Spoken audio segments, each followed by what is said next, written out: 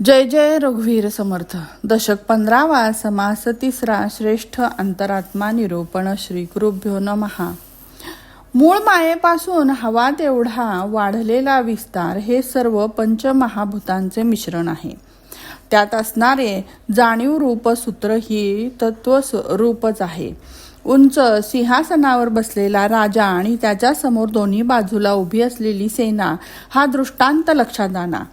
तेथील सर्व सैनिकांचे शरीर अस्थिमासांचे असून राजाचेही तसेच आहे.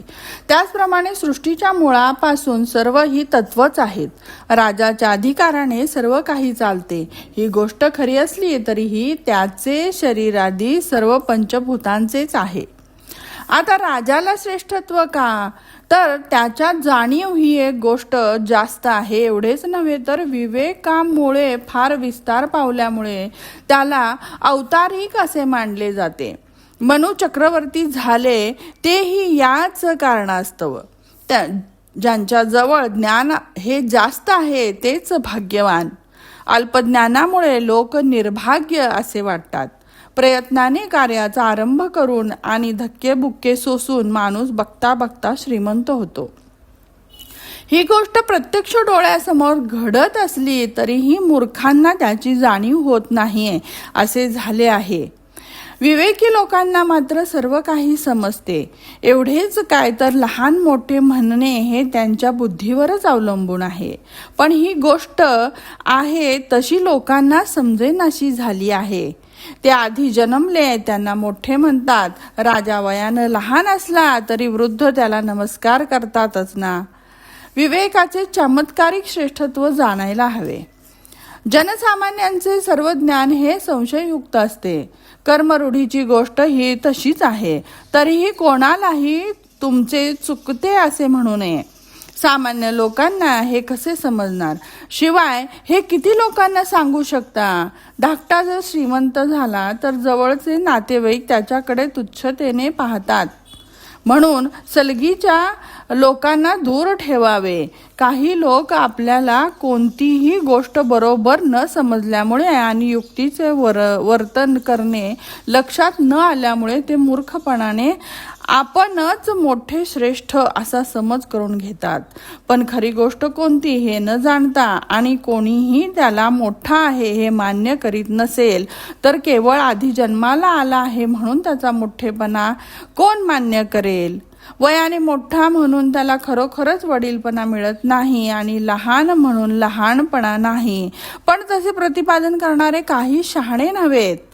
गुण नसतील तर मोठेपणा खोटाच.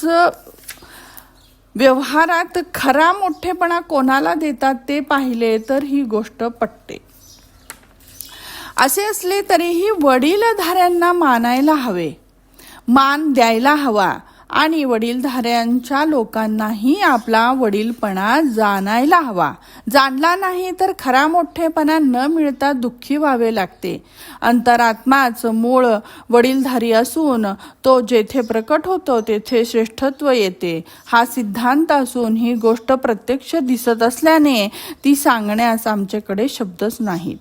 वर विवरण केल्याप्रमाणे कुणीही विवेकाने शहाणपण शिकावे. विवेक शिकला नाही तर तोल जातो. तोल गेला की काम संपेलच. जन्माला येऊन त्याने काय साधल्यासारखे झाले. आपणहून सांद्रीत अडकून पडला हेच खरे. स्त्रियाही त्याला शिव्या देऊ लागतात.